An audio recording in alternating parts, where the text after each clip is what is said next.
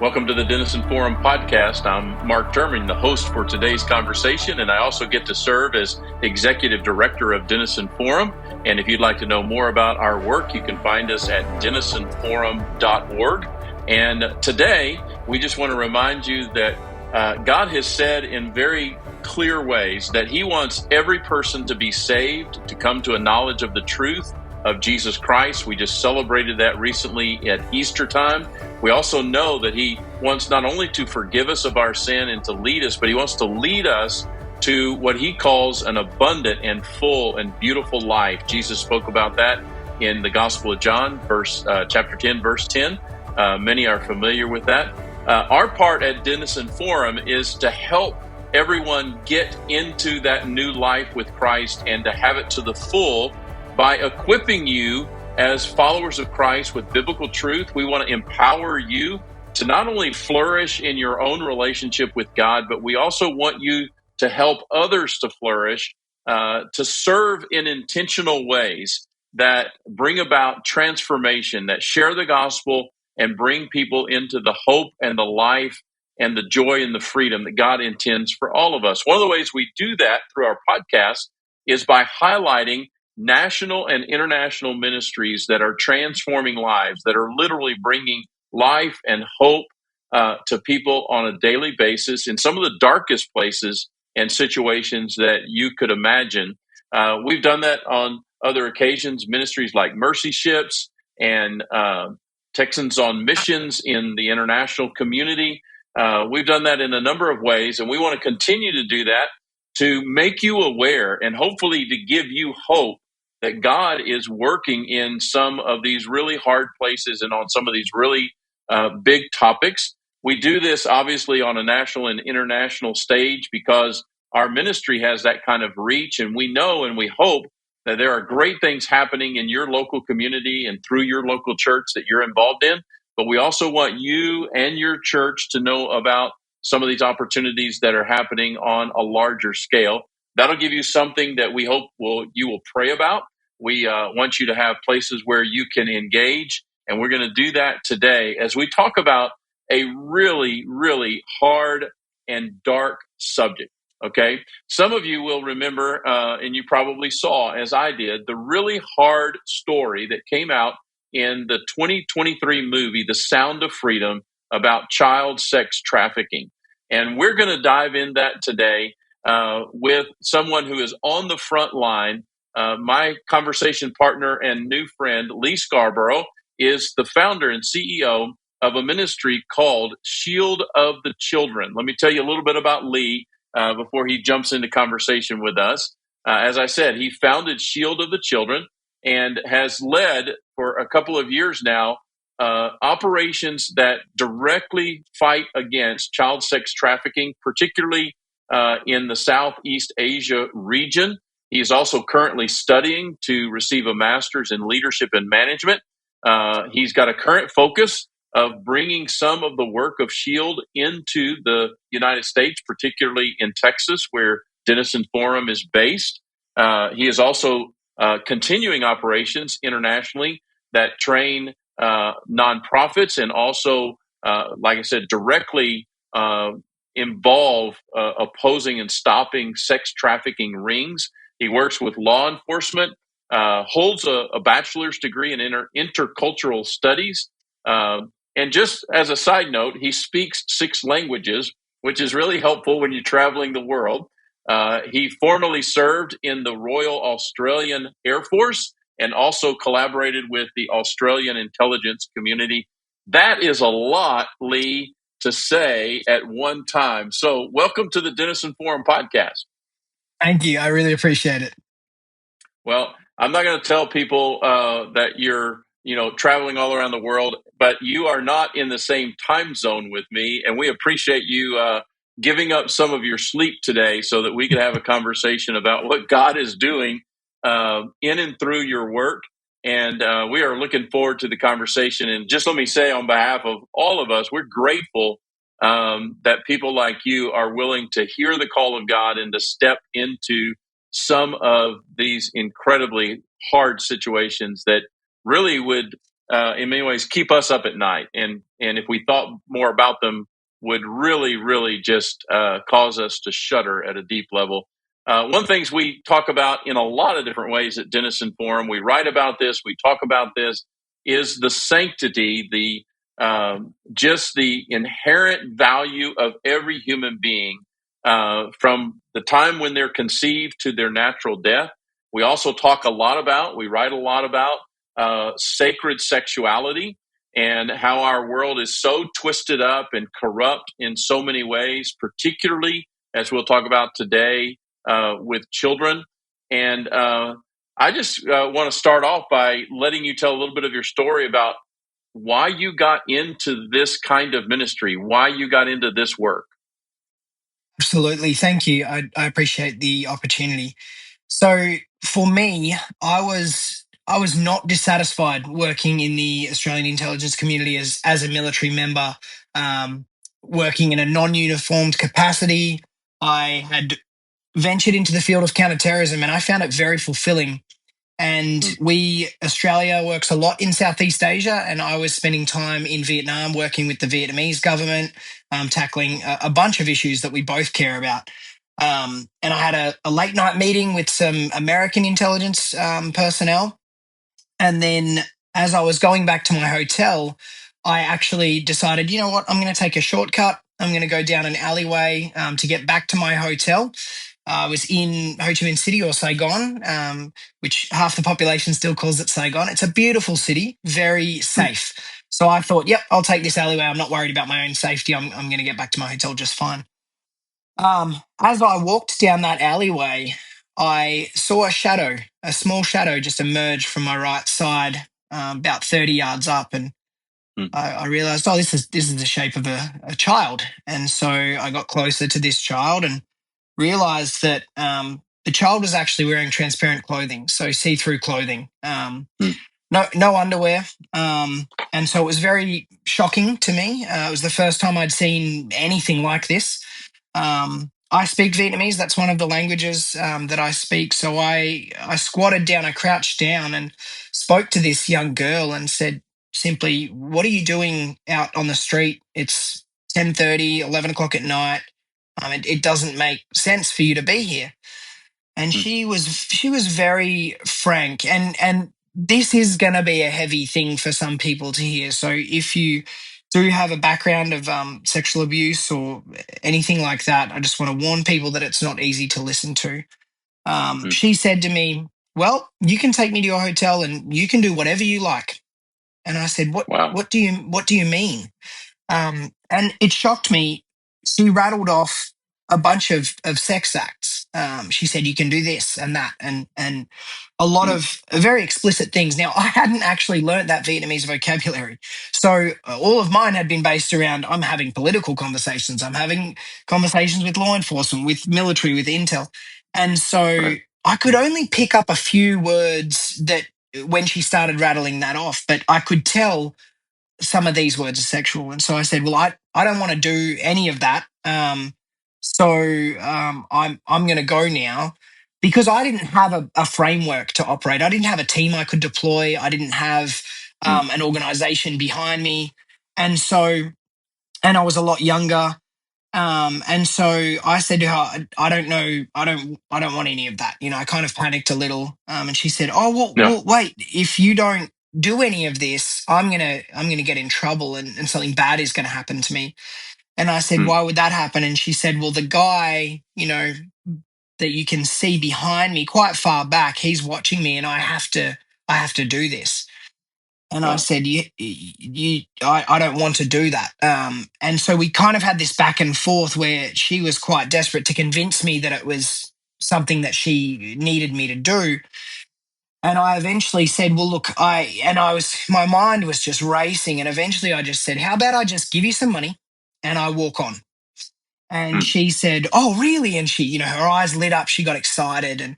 And so I handed her the money that I had on me, the cash that I had on me. And then I walked on, and it was only 2 or 3 minutes before I was at my hotel. And My hotel was the Sofitel Saigon. If anybody knows that hotel, it's one of the most beautiful hotels in Southeast Asia. French colonial Mm. design just takes your breath away as you walk through the building.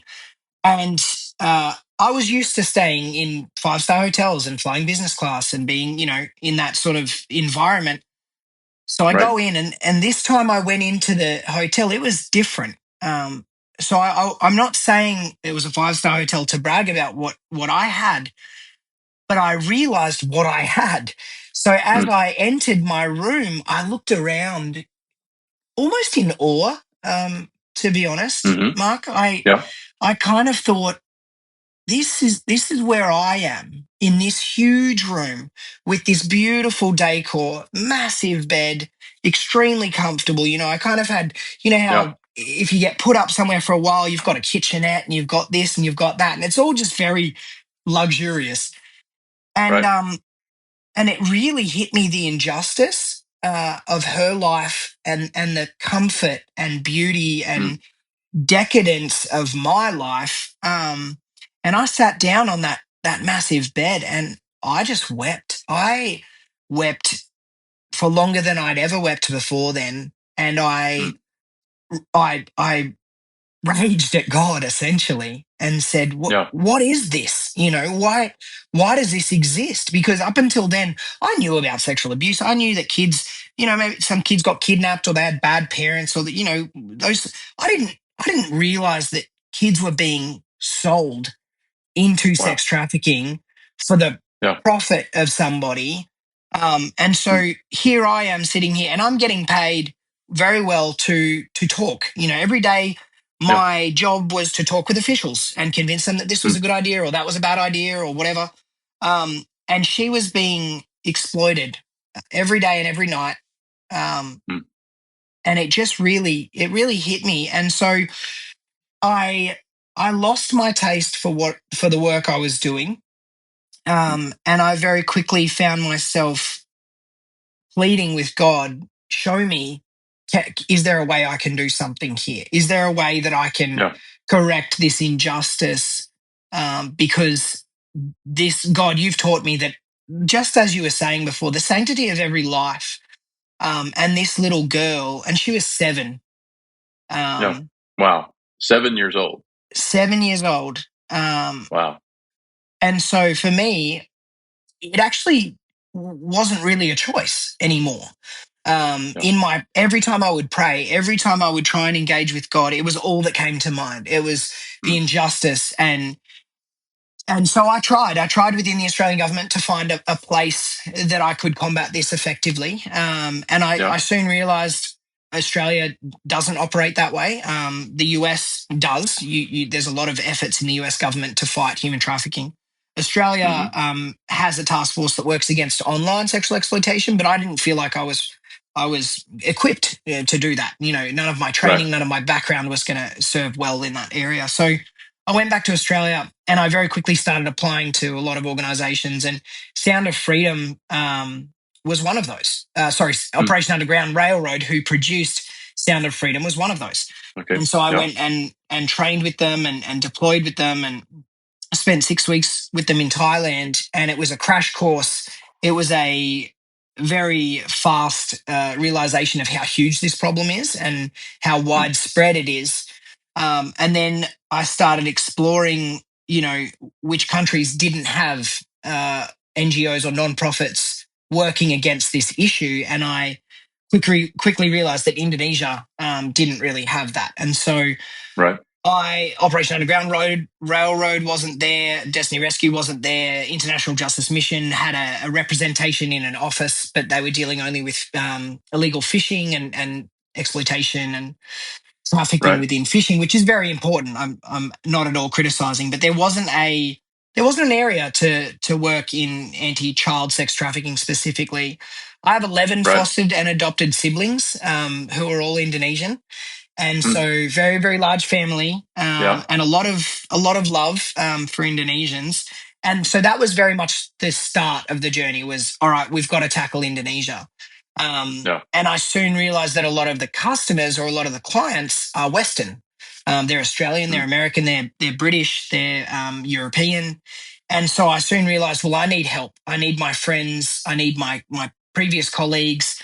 And I need more. I need a network of men who can step up, stand up, and do something in this space. And so I started collecting good men around me and training them Yeah. and assisting and that yeah, we can go into how we're now in Texas probably in a Yeah. minute, but that's the origin story, really.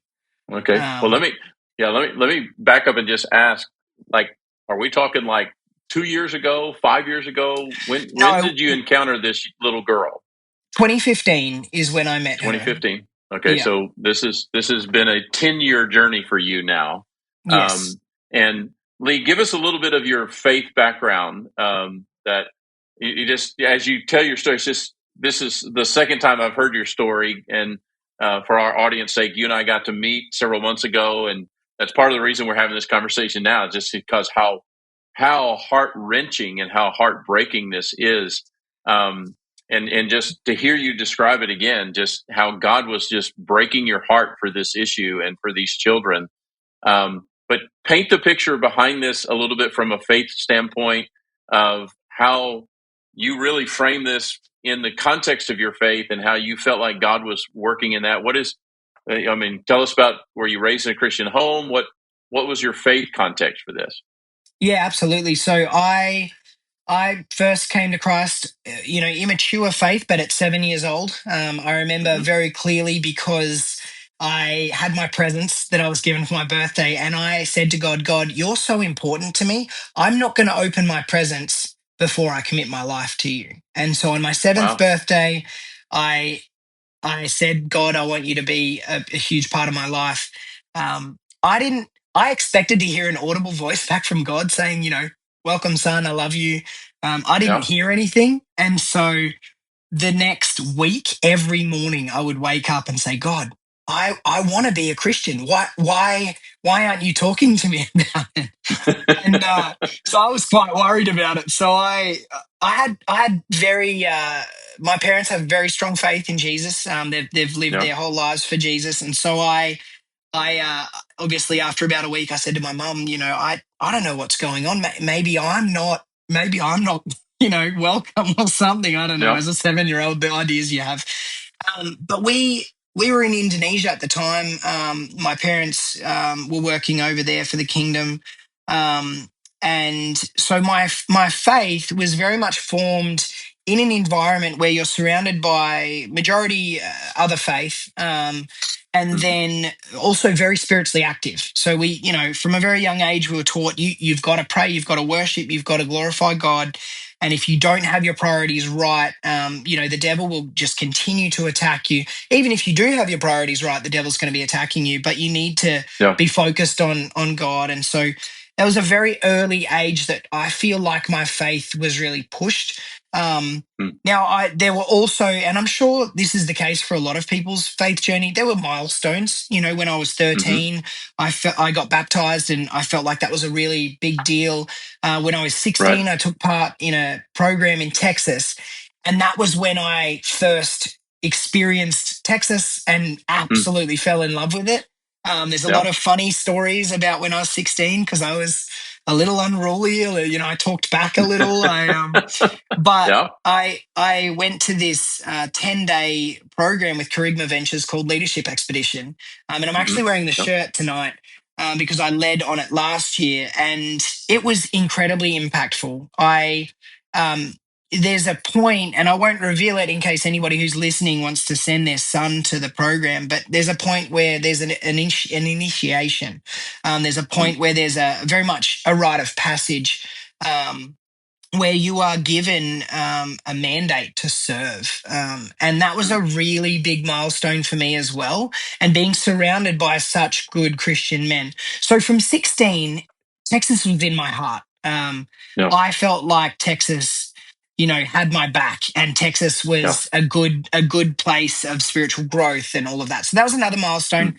Mm. When I was 18, I joined the military. That was a big milestone for me. I was the only Christian in my course, and we were Wow. what's called which is very different to the US. I mean, Australia for many years has been wavering in its faith, and certainly we don't have that many Christians around us here. And I was on what's called a super course. So our course had almost 100 people just on our recruit course, and I was the only Christian. And that was really it was really interesting. It was partly it was discouraging, and partly it was very, very easy to be a Christian, because clearly I wasn't going out and partying and clubbing and getting drunk and sleeping around and doing all the things that everyone else was doing.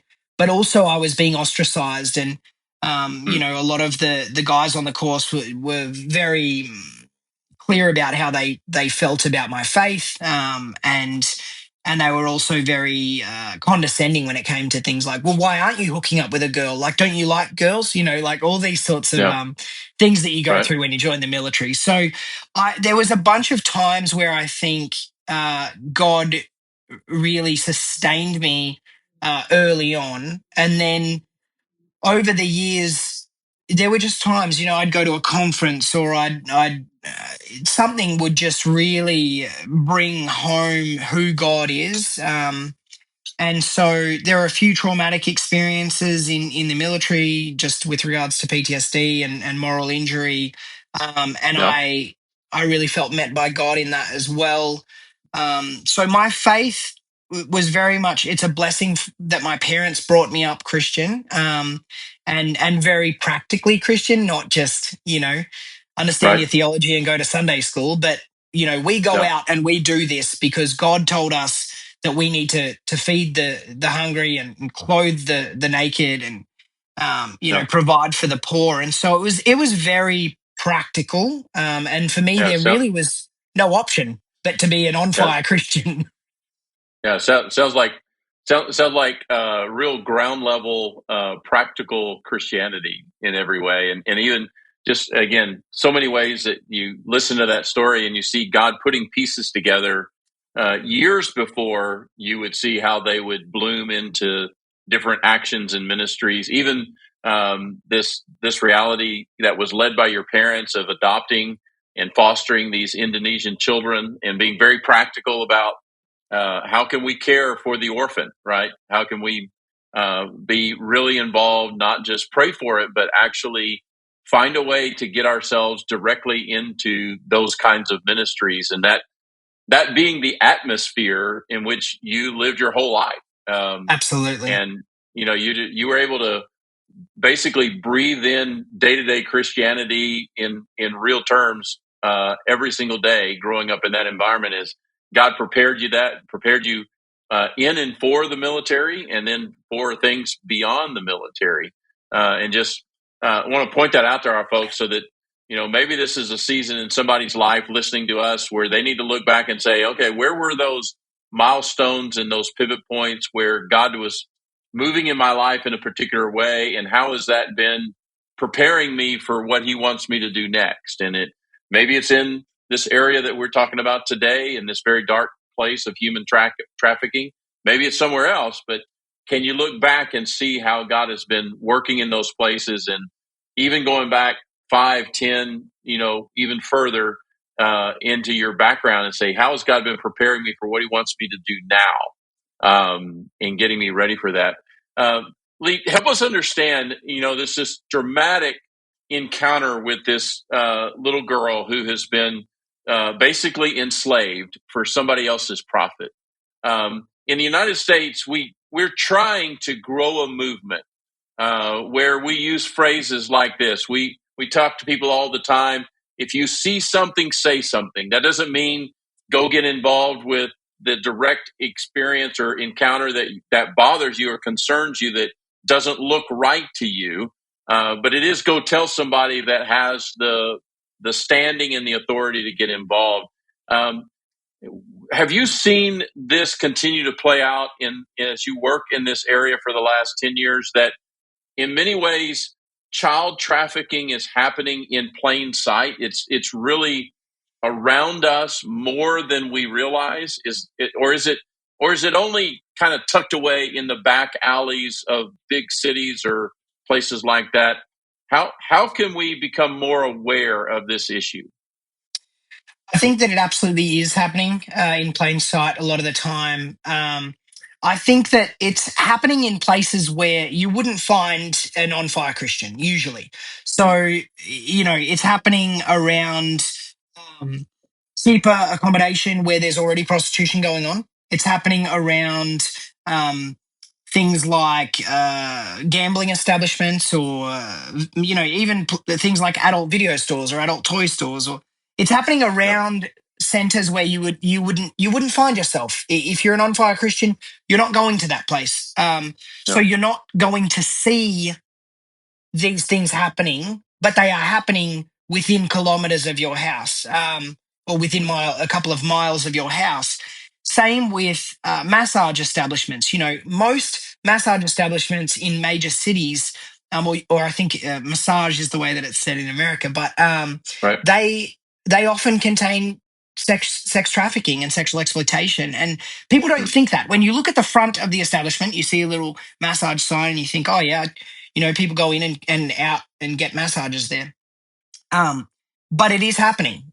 Same with Mm. labor trafficking. A lot of farms have labor trafficking, and sometimes even the owner of the farmer themselves, they don't know that the group of men or women that are working on the farm are being trafficked. They don't know because they've gone through an agent who seems reputable to say, hey, I Mm. need 20 people to work on my farm over the summer. They get the 20 people. The person they interact with, they know, oh, yeah, that person's got all the qualifications and certifications and registrations. So they assume that the other 20 workers do as well. But actually, at the end of the day, a lot of them don't. And they're in debt bondage, and Right. they're in slavery. So it's usually centered around sex establishments. It's centered around illicit massage brothels, is what we refer to them as, IMBs. Right. And around stores where there's gambling or any sort of sexual interaction. And so um, it is Yeah. happening in plain sight, but not in plain sight in a way that us as Christians would interact with, if that Yeah. makes sense. Okay. Yeah. That's helpful, but I've heard a couple of hints around this. Not anything with any real depth, but tell me if you've encountered this. You know that Americans and people the world over are huge into sports. We love football, basketball. We're learning to love soccer with the rest of the world. We're going to host some of the World Cup matches coming up soon. Have you engaged with or experienced how, when there is a major sporting event like the Super Bowl or other major sporting events, that those actually become kind of hotbed environments for not just prostitution, but for even things like child sex trafficking? Yes, that's absolutely accurate. So any major sporting event will bring that sort of crowd, simply because the majority of people who are psyched up and excited about major sporting events are men. And a lot Mm. of them travel away from their wives for that purpose. I'm going to this Super Bowl. I'm going to this football match. I'm going to this massive event. And they're no longer in a place where they have their wives and kids, or where they have their girlfriend, or where they have. And so it's a time where if another guy says, hey, let's go down to the strippers, um, there's less around them to say, hey, don't do that. Mm. And so a lot of men start off maybe not intending to engage in sexual exploitation of a minor, but the issue comes from, and a lot of research shows that a lot of the issues come from the consumption of pornography. Mm. Pornography promotes younger and younger um, actresses, or exploited women. I hesitate to use Right. the word actresses. Uh, Right. and that is something that's very subversive and very subconscious. And so the Mm. first time, now the average age for watching pornography in Australia is 10, right? For first exposure for boys. So at 10, generally speaking, a boy is seeing an 18-year-old woman on the screen, or a 19-year-old woman on the screen. The issue is, as you get older as a man, when you're 40, when you're 50, when you're 60, you're still watching that same pornography of that 18 or 19-year-old, because that's the Mm. way that the porn industry pushes you. And there's a phenomenon called super stimulus, and super normal stimulus, sorry. And supernormal stimulus it's a psychological phenomenon for everybody. For me, for example, I love motorbikes. Now, if I have a 500cc motorbike and I see a 600cc or a 750cc motorbike come past, my eyes light up and I get excited. And the sound of the engine and the speed that I know that it has. And then Right. if I get a 750, I've had a 750 before. Well, then I wanted 1,000. And then I had an 1100cc motorbike. It didn't stop, Mark. I never felt like, I've reached the and there's a 3000cc motorbike out there. Technically, you can have, but it's absurd. But anyway, this same phenomenon exists within sexual satisfaction or dissatisfaction, and the porn industry is so well funded and well researched that they know exactly what to go for. So, research shows that the largest category within pornography now is called barely legal or just 18. And so what that means is every consumer of pornography is being pushed down a path to how young can these girls look. And that in turn creates a desire for younger and younger girls. And when you then you go to a sporting event where everyone's together and everyone's celebrating, and there's probably some alcohol involved. Sometimes, there's some illicit substances involved, but it's an environment where it's time to muck around if that's what you want to do. So all of a sudden, a lot of these fantasies that these men have are starting to come about. And that's why human trafficking around these events is so big, because there's so much money to be made from the criminal organizations. They can fly women in or girls in relatively easily to a location and then sell them again and again and again and again in a lot of these accommodation places, which are now full because everybody's here to watch the game. But what do you do after the game? And so unless you've got good Christian men around you saying, hey, going to the strippers is a bad idea, or going to a brothel is a bad idea, getting a massage at that place is a bad idea, a lot of these men just go straight for it. And so that's why a lot of these events end up being very big human trafficking events. And the Super Bowl is the largest. But there's an argument amongst law enforcement circles that the World Cup will be larger for human trafficking simply because there's so many matches that are going to be played.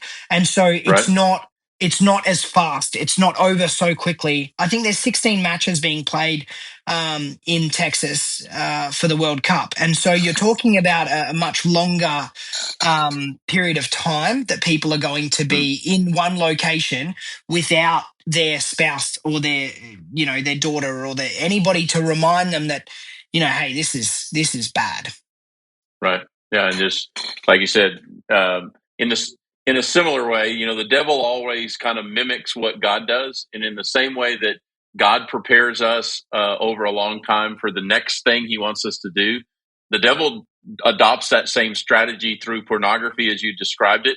And he sets people up for both for failure and for enslavement. Not only are these children and these young girls particularly being enslaved, but the men who pursue them are actually enslaved to their own desire, and in some way need to be rescued from that themselves.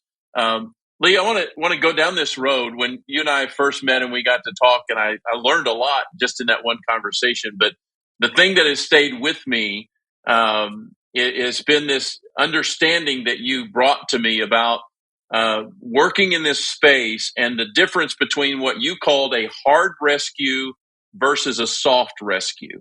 As we started talking about the movie Sound of Freedom, and that really is a story of soft rescue. But help us understand the difference and why you are working in the area of hard rescue. Absolutely. Soft rescue is where you take a survivor or a victim of human trafficking and you take them out of the situation, whether you buy their freedom from their captors, from the people who are holding them, or whether you snatch and grab, you take them forcefully, or whether you just convince them, hey, I know you don't want to be in this situation. I have a safe place for you. If you want to walk out this building now, or if you want to walk off this street right now with me, I've got your back. That is soft rescue. It sounds beautiful. It's very, very, very easy to do in comparison to hard rescue. But the issue with soft rescue is it doesn't deal with the root cause of the problem with either the person who is selling the child or the person who is buying the child. Neither of these ends of the spectrum are dealt with. And so the most crude analogy that I would use, or the simplest analogy, would be a Coke vending machine. You have a can of Coke, it's in the machine. You go and take the can of Coke out of the machine, and then the can of Coke is replaced. And that's because there is still supply and there is still demand, and you haven't affected it. In fact, what happens is there's an increase in unique victims of human trafficking. What I mean by that is if can of Coke with serial number 97 on the end is taken out of that machine, serial number 98 is going to take its place. Then 99, then 100. Those cans of Coke will not enter that vending machine unless you take that first one out.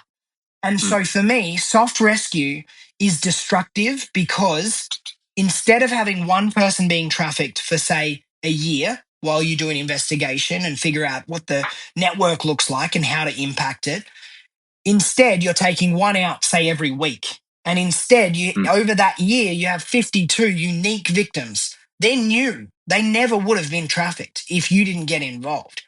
But hard rescue is where you're chasing arrests and prosecutions and cutting the head off the snake. So you're not just looking for that one child and, okay, let's get that child out at all costs, which really does sound beautiful, but it's so damaging. Instead, you spend more time, you work with law enforcement, which can be grueling and it can take a lot of time. And it certainly takes more money and it takes more resources and more skills.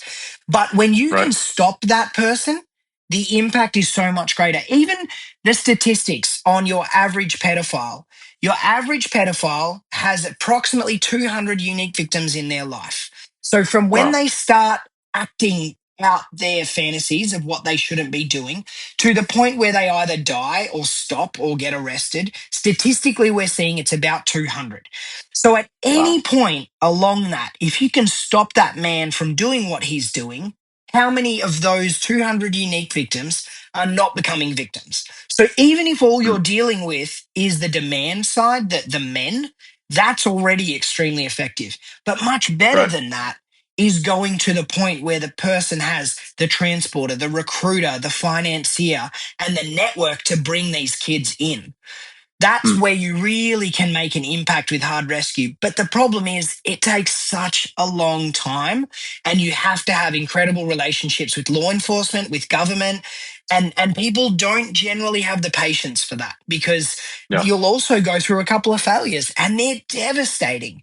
If you do an entire operation, an entire investigation around a child brothel and you go to the point where it's ready for the police to raid and then someone gets paid off, or something happens, the information is leaked, and then it's all over. One incident alone like that can take a good man out of the fight because you just look at it and go, man, what how am I supposed to deal with this when the people I go to ask for the help are the ones who screwed it up? So a lot of people in the hard rescue scene don't last very long because when they come up to a failure, it's not just a failure like I didn't do well at my job and my boss had a go at me. No, it's a child that you've watched and looked at and gone, this child is a child of God and I need to get them. I need to get them out. Wow. And then the stakes they're are not. The stakes are so high, right? It just massive. And which means that when you're successful, it's just a glorious time when you're successful. But the other side is also true, right? When there's a failure, there's you just like I can imagine how hard it is to sleep at night, and just it's devastating. Yeah. So can you? This may be going a little bit too far into the details, but I'm gonna ask you to go there to the extent that you can, which is in the work that you've done over 10 years. Can you kind of paint a picture of what a typical child sex trafficking organization looks like? Like how many people are involved in? I'm sure that they come in all shapes and sizes, but paint us a picture.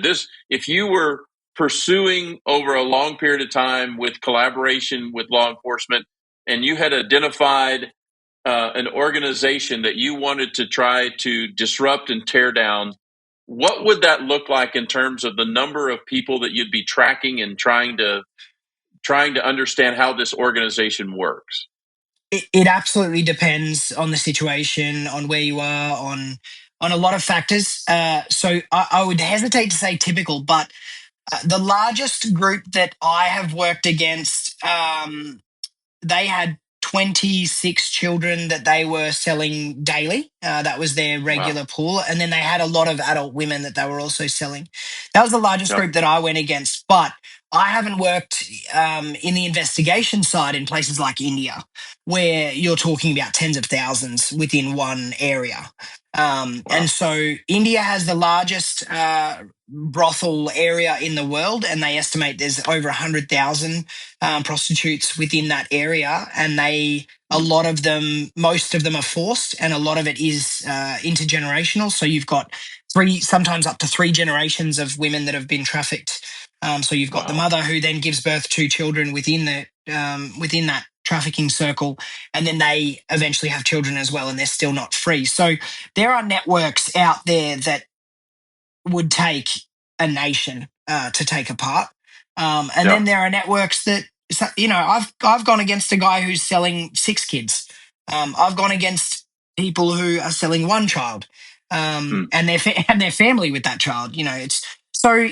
I wouldn't say there's a typical size. I would say for our organisation, our capabilities and our resources, we tend to target, if we can, groups that have maybe 10 children at their disposal, Right. or less. That tends to be sort of the sweet spot on. And so I would say maybe that's more the regular size. I think it's rare to have a huge organization. It's also rare to have a very small organization.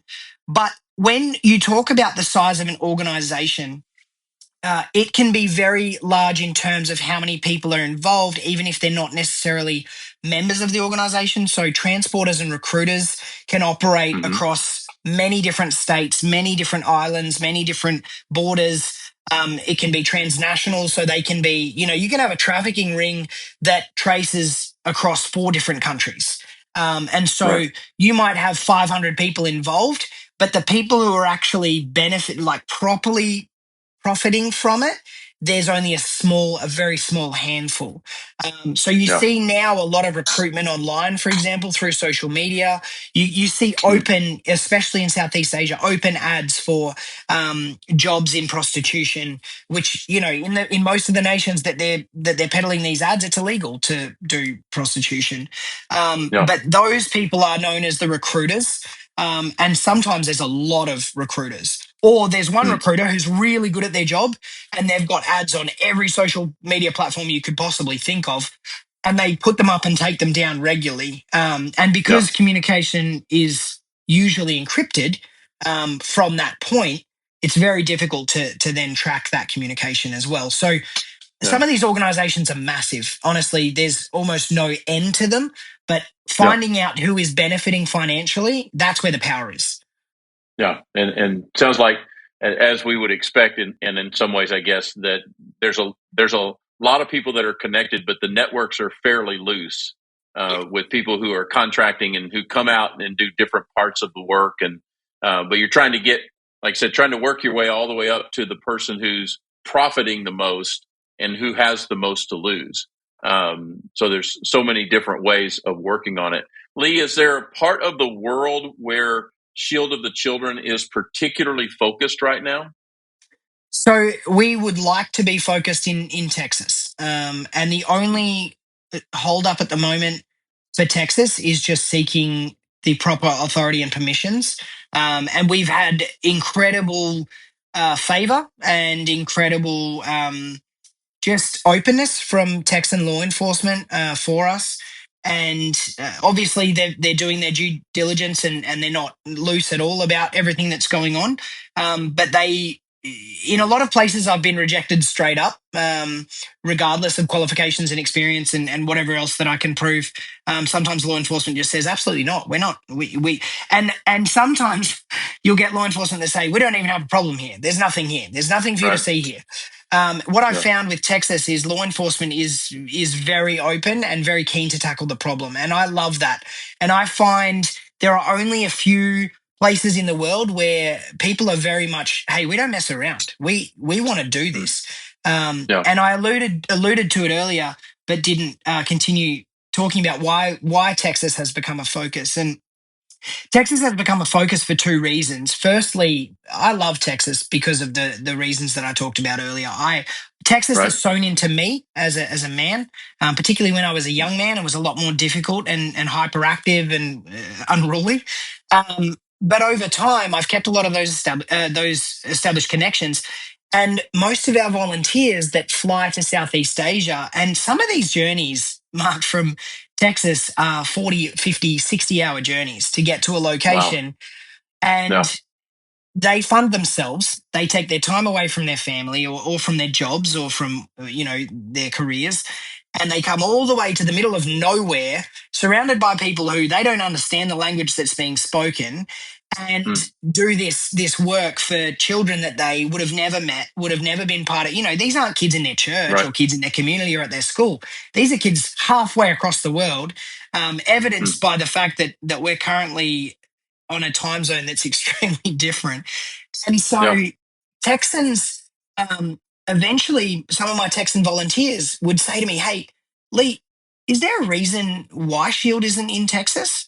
And this was only within the last year and a half, 2 years. And I said, well, I mean, there's no reason why we wouldn't do it, but it costs more money to do things in places like Texas than it does in Thailand or Cambodia or Indonesia or the Philippines. And it just, and I'm sure that, and, my initial reaction was, I'm sure there's a lot more red tape, and I'm sure that, and I'm also sure there's plenty of people doing stuff. And so I had a lot of Texans that then started talking to law enforcement, talking to their representatives and saying, hey, Leigh, they're actually open to this, and I've got some connections that you can sit down with and can we explore it? And so we prayed about it, and I spoke to my board of directors about it, and they said, let's do it. If we can make a difference in Texas, which is where most of our volunteers have been coming from all this time, it really shows an appreciation as well. And so then I started researching and realized, okay, Texas has a pretty sizable issue of human trafficking, not because law enforcement's not trying and not because it's accepted or anything. It's just there are a lot of interstate highways that intersect. There's a lot of stuff going on. There's obviously we've had a lot of minors come across from Mexico, and a lot of those minors are not tracked. So if she's a 16-year-old Colombian girl who comes over from the border, she's probably trafficked somewhere. That may be Texas, it may be further on, but I certainly experienced, we operated in California, Shield of the Children operated in California, and we found a lot of Colombian, Mexican, Argentinian or Argentine survivors of sex trafficking. And it was a shock to me that it was so common. It made no sense to me at the time because I didn't really understand the porous nature of the border at that time. But wherever there's opportunity, organized crime will take that opportunity and make it into money. And so that's the Texas focus right now. And so when someone asks me, all right, what's Shield's focus? Well, we're well established in Southeast Asia, and we have a lot of strong partnerships with organizations here, and we can continue to do operations around the clock, really. So our focus now is getting Texas off the ground and making a difference, in and around the hometowns of our people that have been supporting us so well. Most of our donors are from Texas. I feel like my home church is now in Texas. There's a lot of reasons. Texas is such a second home for me, and it's time for us to give back. Yeah, and this, as you pointing out, this is not a somewhere else problem. This is an everywhere problem. Yes. And I don't know if there's anybody. Maybe you can tell us if there's anybody that's producing what might be the most reasonable statistics on, what the size and scope of the problem is, whether it's in Texas or the United States or other places. Is anybody doing good work at trafficking or tracking the numbers of how significant this problem is? There are various organizations or projects that are trying to do that. The National Center for Missing and Exploited Children does a good job.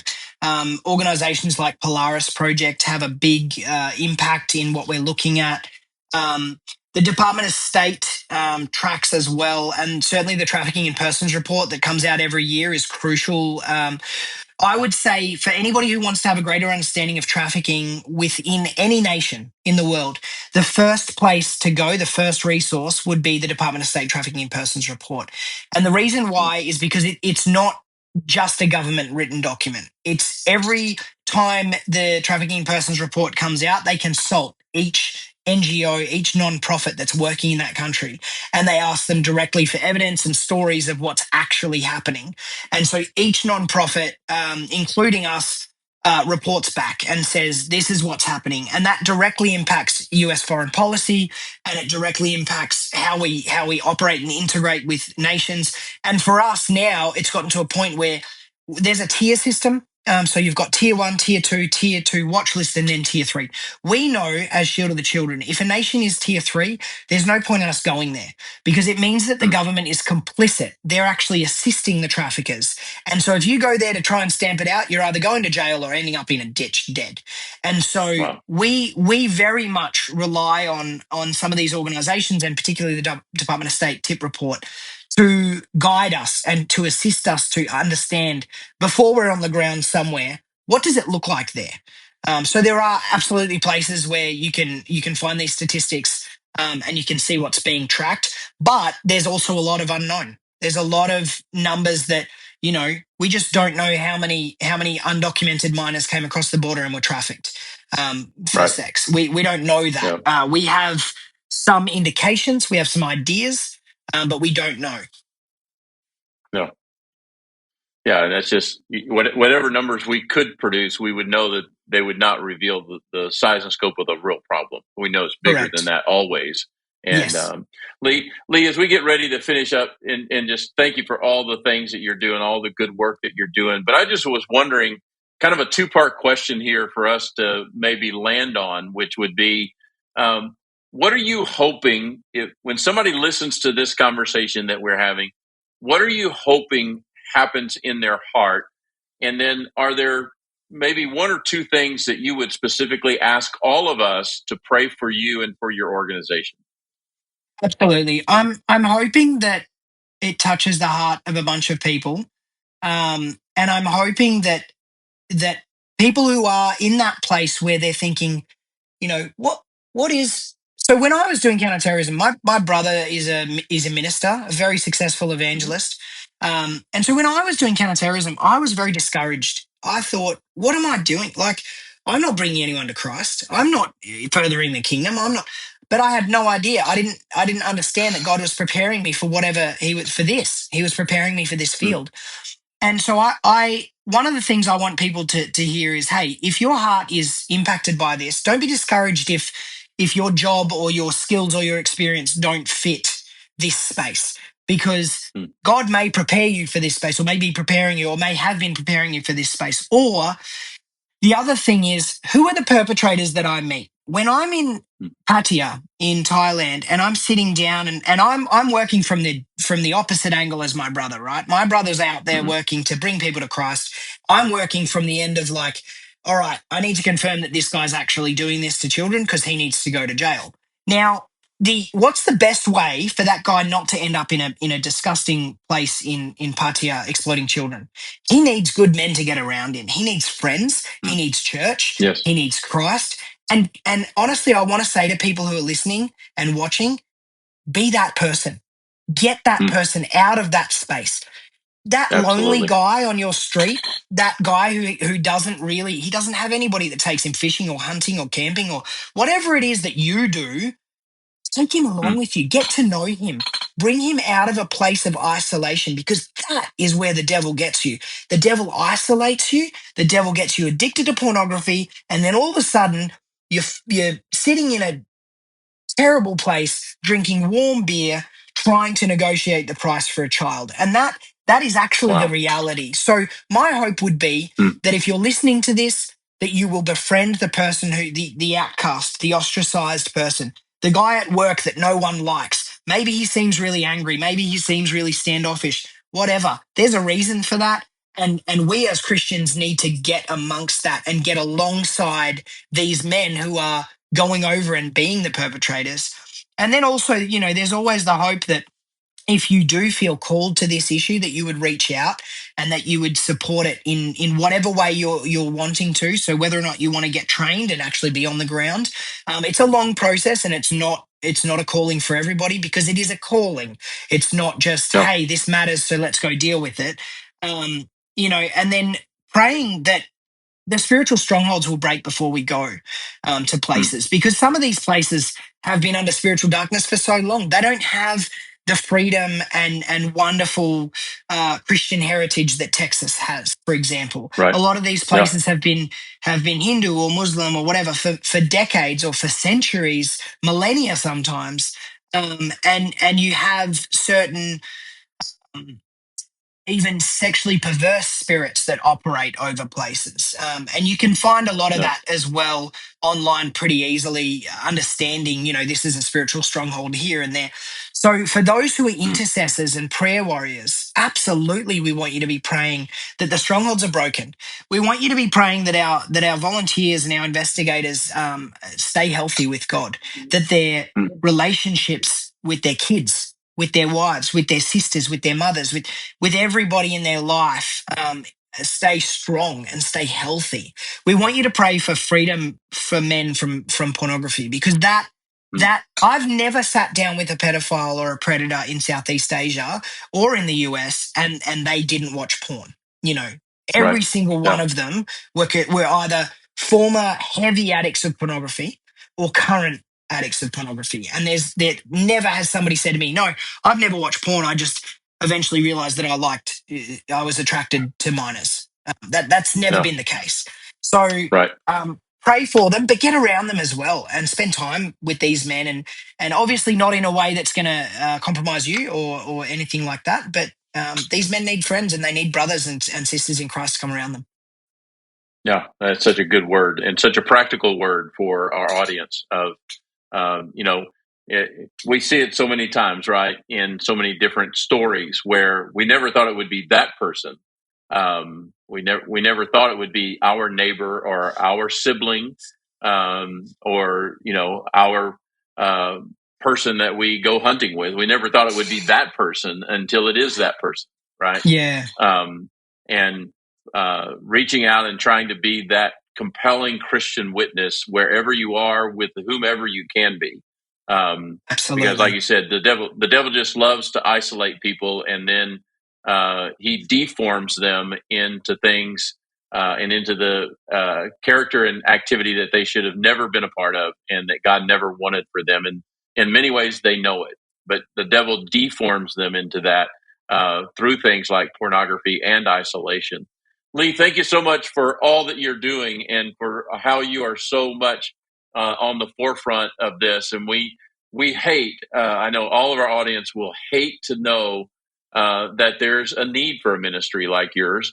But at the same time, we're grateful that there is. Tell us before we go, how can people learn more about Shield of the Children? Where can they go and discover more? Yeah, absolutely. So raiseyourshield.org is our website. You're very welcome to go and check that out. If you email the office at Shield, you'll get my secretary who will forward it to me if it's something that I can answer. I'm very happy to engage with anybody on this, or get one of my investigators to engage.